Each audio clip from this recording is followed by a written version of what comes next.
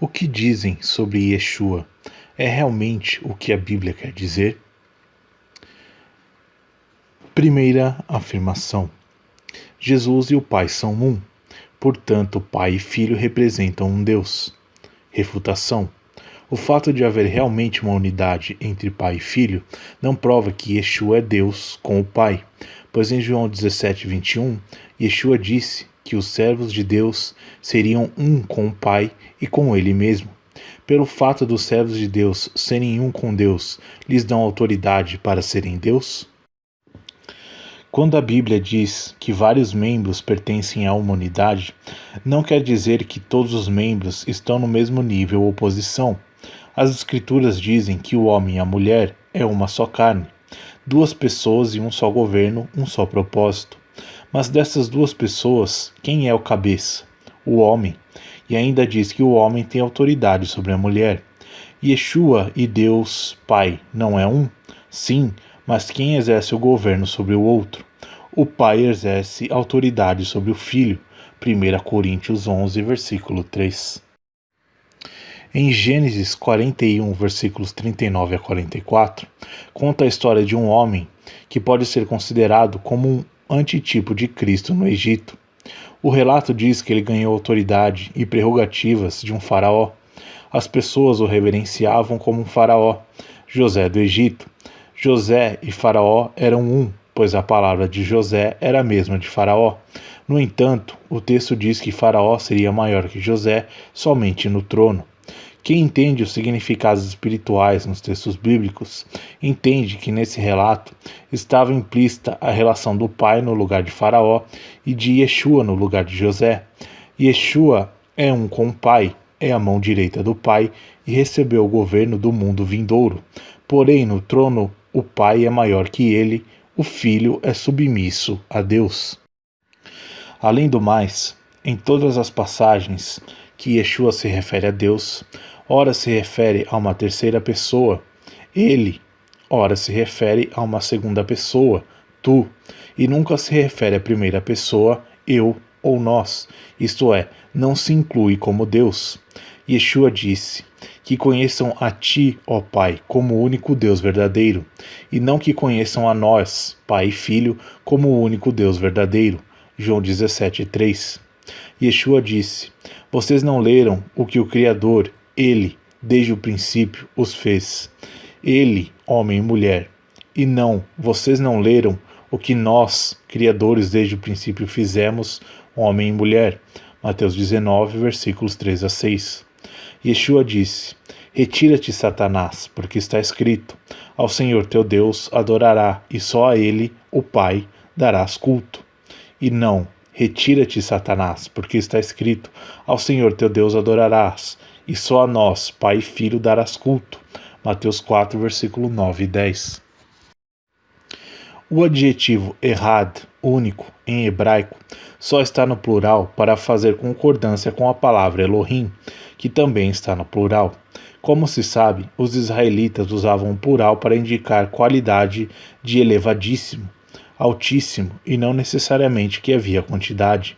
Abraão, por exemplo, tinha 2 filhos, Ismael e Isaque, e Deus chamou Isaque de único filho, ou seja, entre os 2 irmãos, Isaque era o único e singular, sem comparações. Gênesis 22:2. Assim, quando o Pai disse que Ele é o único Deus, estava se referindo a Ele próprio, não há mais ninguém como Ele. Não queira dizer que esse único, que está no plural, é 2 ou 3. A unidade verdadeira ensinada por Yeshua é que o único Deus, o Pai, está em seu Filho, está também nos seus servos, formando um só corpo de membros. Nesse corpo, há posições e hierarquias. O cabeça de todos é o Pai, o Eterno, o Elevadíssimo. Yeshua, o cabeça da Igreja, veio para ser um meio, o único, de se chegar até Deus. Infelizmente, Satanás trocou a posição. O que era para ser o meio se tornou o fim, e em muitas das vezes, o que é o fim, Deus, se torna o meio, já que dão a glória devida ao Pai ao Filho. Assim, milhares de cristãos que pensam estar adorando um só Deus tornam-se idólatras ao transgredirem o primeiro mandamento: não terás outro Deus diante de mim. Ao dizerem que quando as Escrituras rezam que Deus é um, ela quer dizer que esse um é três ou trino. Tem dificuldade em entender a palavra único quando se refere a Deus. Segunda afirmação: Yeshua só era submisso a Deus porque estava como homem na terra, tinha deixado sua glória no céu. Filipenses 2, versículos 6 a 11. Refutação: perceba que o texto não diz que Yeshua era Deus, diz que ele tinha a forma de Deus, é diferente. É uma comparação em termos. Quando Deus disse que Arão seria como a boca e Moisés como Deus, usou uma comparação em termos. Êxodo 4, versículo 16. Êxodo 7, versículo 1. Pelo fato de Moisés estar usando uma prerrogativa divina, que é a de transmitir a palavra a um profeta. Foi comparado com Deus. Somente por isso foi feita a comparação. Em sentido amplo, ninguém pode se comparar ao Eterno. Yeshua tinha a forma de Deus. Em comparação, porque a glória e o nome do Pai estavam nele, e ainda recebeu do Pai algumas prerrogativas que só pertencem a Deus. Por analogia, podemos dizer que José substituiu na forma de Faraó quando julgava a terra do Egito. Era como Faraó, e não achou por usurpação ser igual a Faraó. Reconheceu que Faraó era maior que ele, principalmente quando precisou da autorização dele para trazer sua família para viver no Egito. Assim, Yeshua era como Deus, por ganhar algumas prerrogativas que só pertencem a Deus, e mesmo assim, com todas essas prerrogativas, não quis se colocar numa posição que não lhe pertencia, ser Deus no sentido amplo da palavra.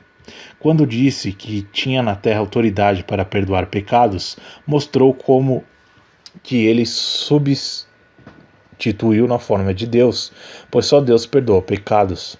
Mas quando ele orou suplicando ajuda para suportar as provações, demonstrou sua condição de humilde servo, de alguém limitado, de alguém que é como todos os homens, necessitado de Deus. Ao demonstrar essa humildade, Cristo quis dizer que, embora tivesse a forma de Deus, não era Deus. Então dizer que Yeshua era Deus e que ele deixou sua divindade para se tornar homem humilde com base nesse texto é um erro grotesco de interpretação. O texto diz que ele tinha a forma de Deus, uma comparação, não está dizendo que ele era Deus de fato. Ademais, no próprio texto diz que a glória que Yeshua recebeu, quer no céu, quer na terra, foi porque Deus o exaltou pela sua fidelidade, porque ele foi fiel e humilde. Diz que ele ganhou um nome para que está acima de todo nome e que todo joelho vai adorá-lo para a glória do Pai. Veja, para a glória do Pai. Textos que indicam que Yeshua é subordinado a Deus, mesmo depois de sua exaltação. Hebreus 1, versículos 3 e 4. Depois que ele fez a purificação dos pecados, se assentou à destra de Deus, tornando-se superior a anjos. O fato de uma pessoa ser o braço direito de seu chefe, por exemplo, já mostra que ela é subordinada, uma vez que ser o funcionário mais importante, o número 1, não indica que ele seja o chefe. Hebreus 7, versículos 20 a 28. O Pai constituiu, após a ressurreição, Yeshua como sumo sacerdote. Esse serviço faz com que, pela intercessão do Filho de Deus, as pessoas se cheguem a Deus. Isso não é demonstrar subordinação? Um Deus, no sentido amplo da palavra, pode interceder por alguém? 1 Pedro 1,3. Após a ressurreição, Yeshua chamou o Pai de seu Deus, e mesmo muito tempo depois da ressurreição, os apóstolos continuaram dizendo que o Pai é Deus de Yeshua. Assim, pressupõe-se que Yeshua também adora ao Pai e lhe é submisso. Caso ele fosse Deus, em pé de igualdade com o Pai, poderíamos trocar as posições. O Pai também poderia chamá-lo de seu Deus. Já imaginou? O Pai olha para seu filho e diz: "Meu filho, você é meu Deus. O que você acha?" 1 Coríntios 15, versículos 24 a 28. Primeiro diz que o Pai vai sujeitar todas as coisas ao Filho para ele reinar. Deus precisa que alguém lhe sujeite alguma coisa. Depois diz que o próprio Filho se sujeitará a Deus para que Deus seja tudo em todos, inclusive nele próprio. Isso aponta para o futuro, e mesmo assim, Yeshua continua com o mesmo espírito de quando esteve aqui, dependendo de seu Deus. Terceira afirmação: Yeshua é Deus, pois aceitou a adoração. Refutação: acontece que o mesmo tipo de adoração que Yeshua aceitou, o rei Davi também aceitou. Isso não indica que Davi é Deus.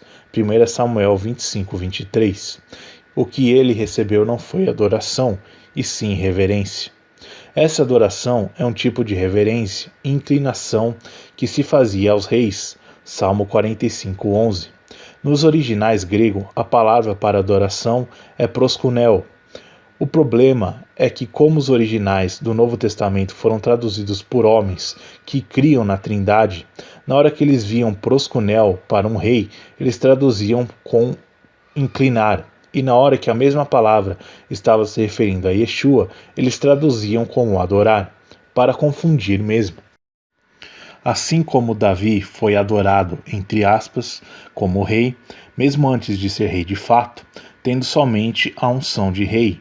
Adoramos, entre aspas, o nosso grande rei, mesmo antes da sua entronização no trono de Davi, seu pai, por já possuir a unção de grande rei sobre o monte de Sião. Agora, quando o termo adorar se refere a prestar culto a uma divindade, o termo original não é somente proskuneo, mas também latreia. Esse tipo de adoração é somente a Deus, o eterno e bendito. Amém.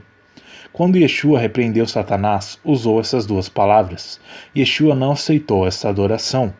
Uma, porque ele é sacerdote de Deus, isto é, ele faz intercessão para que as adorações cheguem ao trono do Pai. Então, ele não recebe as adorações para ele, mas as leva pelo seu mérito até o trono de Deus. Outra, que ele próprio adora o Pai diante do trono, afinal o Pai é Deus dele também. Há alguém sentado no trono que é maior que Yeshua, e esse alguém é ciumento, não quer dividir a glória que só a ele pertence com ninguém. Tudo o que o Filho tem foi ele que deu, então muito mais honrado e digno é o Pai do que o Filho. Afirmação número 4. Yeshua é Deus e também criou o mundo. João 1, 3. Refutação. No texto de João, é importantíssimo entender a linguagem do texto, ou seja, se o texto traz uma linguagem literal, denotativa, ou linguagem figurada, conotativa. Quando dizemos que Yeshua era aquele pão que desceu do céu no deserto, estamos usando uma linguagem figurada, pois Yeshua não pode ser um pão no sentido literal. Esse tipo de associação, relacionar duas coisas diferentes, pelo fato das duas possuírem algum traço comum, é chamado de metáfora. Pão é uma coisa, um alimento, Yeshua é outra coisa, um homem, mas os dois possuem algo em comum, alimentar as pessoas. Um alimenta fisicamente e o outro espiritualmente. Desse modo, fica claro que a linguagem de João é conotativa, figurada, uma vez que não tem como um homem ser verbo, palavra no sentido literal. A metáfora compara a palavra de Deus usada para dar vida e criar todas as coisas no princípio do mundo com o Salvador, o Messias que viria na plenitude dos tempos. Além do mais, a palavra verbo, logos em grego, que é traduzida por palavra, tem seu referencial na língua hebraica com o termo sabedoria, porque é por meio da palavra de Deus que a sabedoria é expressa. Portanto, Deus estava criando o mundo por intermédio da palavra e da sabedoria, e não de Yeshua. Esses instrumentos usados, a palavra e a sabedoria, é Yeshua somente no sentido metafórico. Palavra e sabedoria é uma coisa, Yeshua é outra, mas possuem algo em comum, instrumentos para revelar Deus ao mundo. Enquanto uma revela Deus na criação do mundo natural, a outra, Yeshua, revela Deus na criação do novo mundo, o espiritual. Qual é o sentido da palavra verbo ser Deus? O vocábulo usado para Deus é Elohim, e essa palavra é usada para representar o Eterno como alguém elevadíssimo, altíssimo e criador do universo. Por isso que ela está no plural. Mas também esse vocábulo é atribuído com sentido menor, um representante do grande Elohim, um tipo de instrumento usado por Deus. Como dizemos, e vamos estar sempre batendo nessa tecla, uma vez que acreditamos que os erros de interpretação são justamente pelo desconhecimento do significado que algumas palavras tinham na antiga aliança, o fato de alguém ser chamado de Elohim, Deus, não queria dizer necessariamente que essa pessoa era Elohim Deus no sentido amplo da palavra. Tinha que considerar o sentido em que a palavra estava sendo usada. O mesmo vocábulo pode ganhar 2 ou mais sentidos de acordo com o contexto. Por exemplo, Yeshua disse em Mateus 23:9 que não deveríamos chamar ninguém de pai, porque o único Pai é Deus e Ele está nos céus. Será que quando chamamos nossos pais terrestres de pai, estamos cometendo algum pecado? Então, quando no 4º mandamento Deus diz para honrarmos nossos pais, Deus estava cometendo algum erro em usar a palavra pai para se referir aos nossos progenitores? A palavra pai, quando se refere ao Criador e Fundador do Universo, é única e especial. Porém, para se referir aos nossos progenitores, quem nos gerou, a palavra pai pode ser usada sem problemas. Assim, uma mesma palavra pode ter 2 ou mais sentidos. Veja a palavra mestre. Há mais de 12 acepções para a palavra mestre, desde mestre de cerimônias, mestre professor universitário, até mestre sacerdotal. Não é errado chamar o professor que terminou o mestrado de mestre, afinal ele é mestre em sua área de formação. Yeshua proibiu chamar de mestre a qualquer pessoa que se coloque como líder principal da igreja, pois sabemos que o cabeça da igreja é o próprio Cristo. Dessa forma, a mesma palavra mestre, dependendo do contexto, apresenta um referencial diferente. Na língua portuguesa, para distinguir um termo e dizer que ele tem uma acepção especial, usamos a palavra em maiúscula. Usa-se mestre com minúscula para indicar o professor de faculdade e mestre com maiúscula para se referir ao grande líder espiritual, Yeshua de Nazaré. Pai em minúscula para os nossos pais terrestres e Pai em maiúscula para indicar o Pai celestial. A palavra Deus, que é Elohim em hebraico, também possuía, na antiga aliança, mais de uma acepção. Poderia tanto se referir ao Eterno e Altíssimo, o Criador dos céus e da terra, como também poderia se referir a algum representante que se percebia alguma autoridade divina. Os anjos foram chamados de Deus, Elohim, Salmo 8:5. Os juízes humanos foram chamados de Elohim, Salmo 82, versículos 1:6-8, 1 Samuel 2:25. Veja como está o Salmo 82 nos originais. Elohim, Deus, preside a Assembleia Divina. Ali, com os Elohim, juízes, ele julga. E vós sois Elohim, Deus, juízes de Israel. Sois todos filhos do Altíssimo. Levanta-te, ó Elohim, Deus, e julga a terra. Yeshua, inclusive, comentou esse texto em João 10, versículos 34 e 35. Entenda que há 2 Deus aí, um representando os juízes e outro representando o Pai Eterno, um para se referir aos instrumentos e meios utilizados por Deus e outro para o próprio Deus. Veja também que o termo hebraico é usado em maiúsculo para indicar o Criador e em minúsculo para indicar seus representantes. Logo, a sabedoria usada na criação de tudo que existe, exprimida pelo verbo palavra, era chamada de Deus, Elohim no minúsculo, no sentido figurativo, para ser o canal de Deus, Elohim no maiúsculo, na revelação da sua vontade.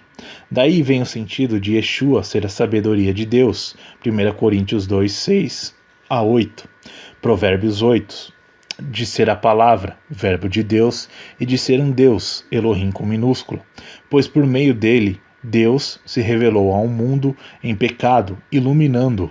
Por meio dele, uma nova criação surgiu, os nascidos do Espírito, cuja família não é terrena, mas celestial.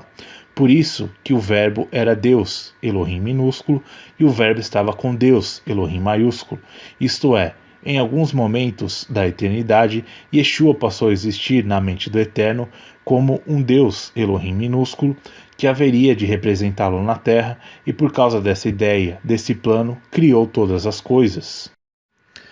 Afirmação número 5. Havia mais de uma pessoa na criação? Refutação. A palavra hebraica para Deus é Elohim, e essa palavra está no plural. O fato de ser usada no plural não quer dizer que há mais de uma pessoa como Deus. Os israelitas usam as palavras no plural para dizer que algo era elevadíssimo e grandioso. Quando o texto mencionou "façamos o homem à nossa imagem", foi só uma forma de enfatizar e engrandecer o momento. Perceba que em todo o capítulo 1 de Gênesis se faz referência a uma pessoa criando, e disse Deus, e criou Deus, e viu Deus. A exceção é justamente na hora de criar a obra-prima da criação, o homem. O verbo aparece no plural, façamos. Será que o Pai criou tudo sozinho e na hora de criar o homem chamou o Filho para participar? Claro que não. Queria dizer em linguagem hebraica que o momento era ainda mais solene. Em Daniel capítulo 2, versículo 24, o profeta diz: "Revelarei uma só pessoa o sonho ao rei." Mas quando foi colocado diante do rei, diante da importância do momento, disse: "Este é o sonho e a sua interpretação diremos, mais de uma pessoa." Ao rei, no verso 36. Havia outra pessoa dizendo o sonho ao rei? Não, é só uma forma judaica de engrandecer o momento, colocando as palavras no plural. O fato das conjugações verbais estarem, em poucas vezes no plural, não indica que faz referência a mais de uma pessoa. Claro que para uma pessoa de cultura ocidental, entender isso é um pouco difícil. Deveria conhecer um pouquinho da cultura israelita e do povo que foram os guardadores dos oráculos de Deus durante mais de 1500 anos. Quando eles liam essa parte das escrituras nas sinagogas,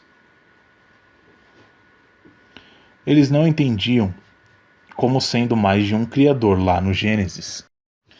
E como já até comentamos antes, Yeshua, quando se referiu à criação do homem, fez referência a um só Criador, o Pai, excluindo-se. Vocês não leram que o Criador, ele, o Pai, desde o princípio, os fez, homem e mulher, e portanto o que Deus uniu, não separe o homem. E certamente que essas mesmas palavras, se fossem ditas pelo Pai, assim seriam ditas. Vocês não leram que eu, o Criador desde o princípio, os fiz homem e mulher? Portanto, que eu, teu Deus, uni, não deve separar o homem. Viu a diferença? Yeshua apontou para ele como o Criador do homem. Se fosse o Pai, apontaria para eu como o Criador do homem e da mulher. Ademais, o Eterno deixa bem claro em Isaías 44:24 que ele criou tudo sozinho. Acreditamos que não precisamos pegar um dicionário para entender o significado de sozinho. Afirmação 6. Yeshua é identificado como sendo Yahweh do Antigo Testamento. Refutação. E para falar sobre a questão de representatividade na Antiga Aliança, é importante entender que homem algum jamais viu a Deus pessoalmente. 1 Timóteo 6,15. Êxodo 33, versículos 20 a 23. O mais sortudo foi Moisés, que viu o Eterno pelas costas. Então, como entender alguns textos que dão a entender que o próprio Deus descera à terra para interagir com os seres humanos? Gênesis capítulos 18, 2, 20 a 22, Gênesis 32, 29 a 32, Juízes 6, Juízes 13, 3, 6 a 9, Juízes 13, versículos 16 a 21, 21 e 22. Jacó chegou a exclamar que iria morrer por ter visto Deus face a face. Abraão recebeu Yahweh em sua própria casa e lhe serviu comida e bebida. Em todos esses textos, vemos Deus falando diretamente com seus interlocutores e observando o diálogo entre eles. Realmente parece que Deus está frente a frente com essas pessoas. A maioria das vezes que Deus queria transmitir uma informação importante ao seu povo, ele transmitia por meio de seus profetas. Através de sonhos e visões, o profeta recebia a mensagem e a retransmitia ao povo de Deus. Só que algumas vezes a interação entre Deus e as pessoas pareciam ser pessoal, ou seja, realmente parecia que Deus estava no mesmo lugar que seus interlocutores. E isso tem causado extrapolações interpretativas das Escrituras ao dizerem que Deus, que descia na terra na forma de anjo, era o próprio Yeshua. Por que esse Deus que descia para interagir com os homens não era Yeshua? Porque em todos esses textos a Escritura fala que o homem ou mensageiro que lhes aparecera era realmente o anjo do Senhor. Yeshua só é mencionado como o anjo da aliança, Malaquias 3:1, nas Escrituras pelo significado da palavra mensageiro, mas Yeshua não tinha natureza de anjo. Veja em Hebreus capítulo 1, versículo 5, Paulo dizendo que não foi aos anjos que Deus fez a promessa: eu lhe serei pai e ele será meu filho. Observe que os verbos estão no futuro porque a promessa foi feita no passado. Se Yeshua era um anjo antes de descer do céu, então o pai fez a promessa enquanto ele tinha natureza de anjo. Paulo não poderia ter feito esse comentário como fez em Hebreus. Logo, Yeshua não tinha a natureza dos espíritos ministradores que são enviados para auxílio dos que herdarão a vida eterna. Hebreus 1,14. Além do mais, não podemos esquecer que quando Deus descia para dialogar diretamente com os seres humanos, num primeiro momento, quem testemunhara o encontro dizia que tinha visto um anjo na forma humana.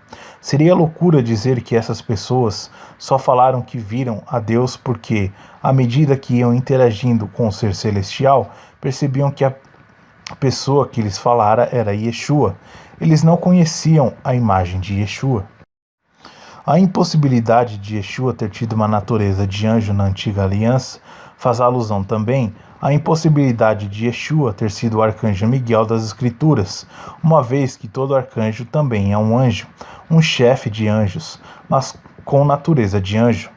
Muitos dizem que pelo fato do nome Miguel ter o significado de quem é como Deus, prova que Miguel é Yeshua, mas ninguém é como Deus a não ser Yeshua, o que não é verdade.